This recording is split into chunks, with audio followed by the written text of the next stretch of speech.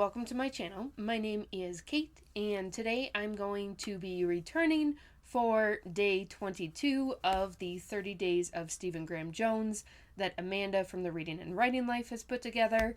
This has been a great experience so far, and it's been really fun watching everybody's videos. You will see me again multiple times this week to talk about a couple other stories, but today I'm going to be talking about The Floating Boy and the Girl Who Couldn't Fly. The author for this is listed as P.T. Jones because this is actually a collaboration between Paul Tremblay, who's probably most well known for Head Full of Ghosts, and I think The Cabin at the End of the World. I actually haven't read either one, but I've heard great things about Tremblay. And then obviously Stephen Graham Jones is the other half of this collaboration.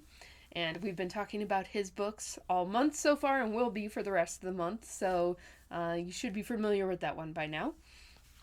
And this is actually a young adult, sort of sci-fi, sort of contemporary story.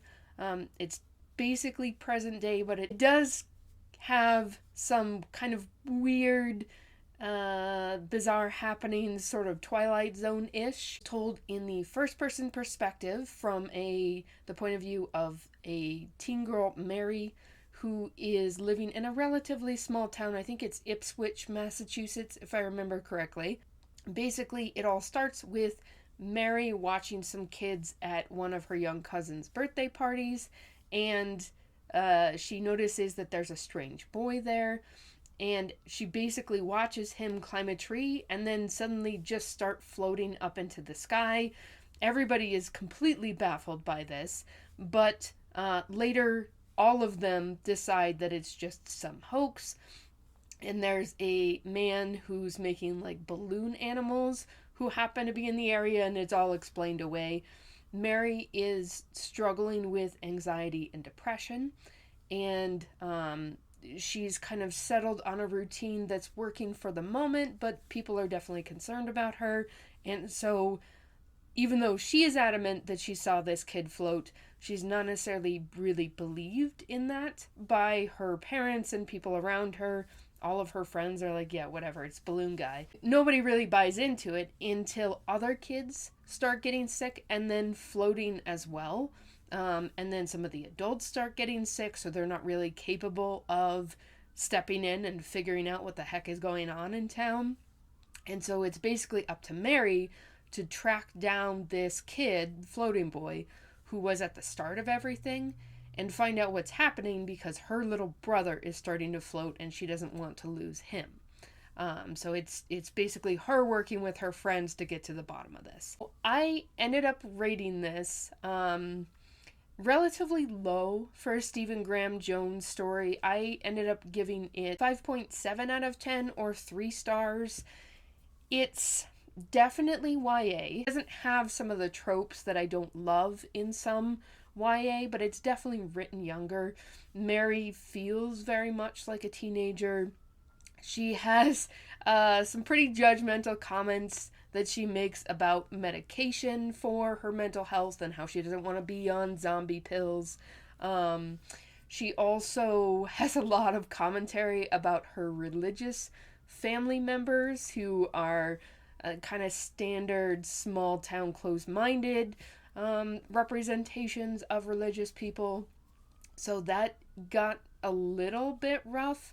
I did really like Mary, and I do think she has a lot of that kind of snark and attitude that I've seen from other younger characters in Stephen Graham Jones stories, and which really does appeal to me. I enjoy that type of character.